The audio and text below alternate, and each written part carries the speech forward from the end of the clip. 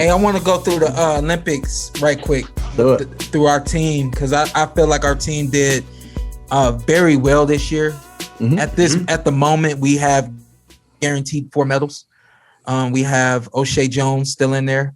We have Keyshawn Davis still in there. Duke Reagan is still in there, and also Ricardo Torres is still in there. And all 4 of those fighters, along with everyone else, really did perform. I'm not gonna really judge the performances or anything like that, but I do kind of want to tell a little bit of the stories because I feel like there were 2 fights that really stood out in my mind in terms of fighters who could have moved on and did not. The first one was the young lady that we had fight. Let me grab her name right quick. Jenny Fuchs. No, Jenny. I thought Jenny fought. So Jenny fought well, but Jenny did not fight well enough to win her match. I thought her first round was close. And here's what I want to say about the Olympic Games. Kind of what I see and what I've known for when I fought as an amateur as well is it's kind of like whoever wins the first round stands a good chance of winning the entire fight. Yeah. And I kind of felt like that was the situation. And that actually is going to be my story with the other 2 fighters that I have. But that was, I felt like the kind of the separation for Jenny's fight. When you lose the first round, it's kind of, you only have 3 rounds. So it's like, it changes your boxing style. And a lot of times, a lot of the international fighters have more of a counter punching style. And it kind of, once whoever loses that first round, they're forced to kind of fight to win 2 more rounds and fight even harder to kind of get the judges' attention back. And I kind of felt like that was the situation with Jenny's fight, but her fight kind of played out the way that it played out. Was kind of hurt to see that she wasn't able to move on. I had a lot of hopes for actually I said 5 medals. I was expecting to get 5, and we're at 4 right now, guaranteed. And I'm kind of greedy, so I was expecting 5 silver or gold. And so to see that we're definitely going to have 4 medals. We just don't know what medals those are going to be yet. But let me speak real quick to Rashida Ellis. I thought so. This is the classic case. I thought that she won her first round of her match. I thought that she did everything she needed to do to win that first round. She comes out and she's boxing very well, pressuring the girl that she was fighting. And somehow she dropped the scorecards in the first round. And then I think from there, she felt like she had to really force things. And when you force things in the boxing ring, a lot of times that's not your boxing style or that's not your energy and your rhythm. And it causes you, people we all know, like when we force things in the ring, we take too many chances. And I think that was the case with her fight.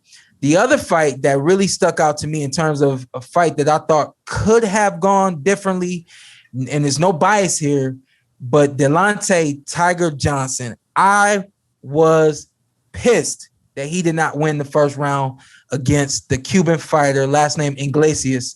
He won the first round, and so here's my thing, and now I'm gonna keep it real. When his first 2 fights, the first fight that Tiger had was really close. He ended up winning 3-2, and it was one of those decisions where I felt like it could have went either way. Got dropped, and he ended up getting dropped. And so another thing, I mean, we can go on and on. So in the Olympic Games, getting dropped doesn't guarantee that round being a 10-8. The judges are still scoring that round 10-9 just in the favor of the fighter who caused the knockdown. So not like the professional ranks. And I'm not mad at that. The other thing that's kind of weird to me is when you get a point taken in the amateur at the Olympic Games, it does not automatically make the round 10-9. So you can get a point taken away and still win the round 10-9. I kind of feel like that's a little off. I feel like if you get points taken away, you was doing something dirty, you need to really be punished for that, for the sake of words, and the point should be taken from you, and it should be an automatic 10-9 for the other fighter. So those are really, I think, the 2 things that I see. I know another thing that may, if people out there have been watching the games, another thing that might catch y'all by surprise is when you see a guy get caught with a clean shot and then you see the referee step in and give an 8 count. And I've had to explain this on air quite a few times that in the amateur system, safety first. It's not like the pros where they're going to let you fight with your heart and all that kind of stuff. So in the amateur system, when a ref may see you take 2 or 3 clean shots, they're going to step in and give a count. We saw yesterday, Torres caught his guy with a clean leaping left hook, and the referee steps in and gives his guy a count. Not the worst punch to get hit. I mean, it wasn't a vicious punch. It didn't wobble, do it, and all that kind of stuff. No, actually, dude did wobble a little bit, but he didn't go down. And I think a lot of people might expect, like, he didn't go down. Why is he getting counted? The number one thing in the amateur system is safety first. And I do respect that. That's kind of where I come from, you know. So, but let me get to Tiger Johnson's fight. I've been watching these fights, and what I do is I try to not give – I really don't want to give the audience this is what's going to happen, but I kind of feel like I know what's going to happen, right? So Tiger's first fight, he wins 3-2. He ended up getting knocked down in that fight. And when he won the fight, I was like, ew, that could have went either way. I'm glad he got it. I feel like that's a justified decision. And then it made me think, like, maybe I was like, these judges are going to give these Americans a fair shake this year. We can see it right here. Duke's first fight was close too, and he ended up pulling his fight out. So it gave me confidence that the judges might be on our side. But the thing I saw in Delonte Johnson's first 2 fights, he wasn't consistent, and he seemed to be like gassing out near the end of the second round and maybe halfway through the third to the end of the third round. It was like he just didn't have the pop that you saw in the first round. It just kind of seemed to fizzle out kind of quickly in the second and third round. And that happened in both his fights. And so I didn't say this online, but I'm thinking to myself, okay, Tiger has a great jab. If he's able to come out here and use this jab and control this Iglesias dude, keep him on the end and outbox this dude, if he wins the first round, we got it. I just need you to win this first round. I need you to be consistent with this jab. I need you to do your thug thizzle for Cleveland. And he came out there, and that's exactly what he did. My dude was putting combinations together. My dude was using this jab, and he was looking great. And, you know, I'm on air, so I got to keep it all in. But I'm like, and it's a Cuban fighter, so I'm like, you know what I mean? And it kind of like when he comes back and he loses that first round, 4 judges gave the Cuban fighter 10, and 1 judge gave Johnson 10. And so like now it's like he's got to fight back. And I was like, when I saw that, I was like, man, this is going to be tough. It's not going to be good. And he kept it really close. He comes out. I said, he doesn't really have to do much more than he did. He did what he needed to do. It just that round did not go his way to the judges. And then I think he ended up getting more of the judges' favor in the second round. But just because of the way that the judging is, he ended up losing a 3-2 split, I believe, to the Iglesias kid. And I'm not giving him this love because he's from Cleveland and because it's the Porterweight podcast and all that. I really felt like that was a fight that we should have had. I felt like that was one of those Cuba versus USA battles that went our way, and we got kind of the raw side of the deal. You know what I mean? So, and I'm also really paying attention to analyzing everything. I'm gonna tell on the Olympic Committee and the world judges. Here's the thing, and it's gonna be what it's gonna be. So here's the thing: this Iglesias kid is coming. This is his 4th Olympic Games, opposed to Tiger Johnson's 1. Yeah. They've seen this dude, excuse me, not just in 4 different quads, but now they've seen this dude in 4 different World Championship games, 4 different Pan American games, and so on and so forth. They know this dude. And I'm not saying there's a bias there, but if they know him, they know his style. If somehow, some way, whoever he's fighting doesn't do anything in these judges' eyes that's complicating what they know him to do, if they feel that he's comfortable, if they feel like he's operating the way they're used to him operating, Sean Seitel is messing up.